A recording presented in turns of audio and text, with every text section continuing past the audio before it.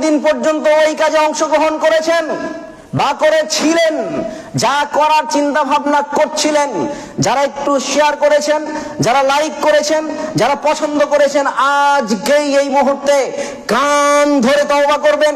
আল্লাহ, আমি আজকের পর থেকে জীবনে যা পাপ করেছি আল্লাহ, এই মুহূর্তে তোমার কাছে ক্ষমা চাইছি।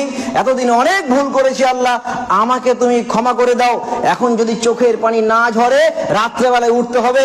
আজকে রাত্রে উঠে বলতে হবে, আল্লাহ, এই গভীর রজনীতে আমি একা আছি, তুমি আছো, আমি তোমার কাছে দাঁড়িয়ে বলছি, আল্লাহ, অনেক পাপ করে ফেলেছি, তোমার বিষয়টা বুঝতে পারিনি, তোমার শান, তোমার মান, তোমার মর্যাদা, তোমার আত্মসম্মানে অনেক বড় আঘাত করে ফেলেছি। সুতরাং আজকের দিনে আমি তোমার কাছে ক্ষমা চাইছি।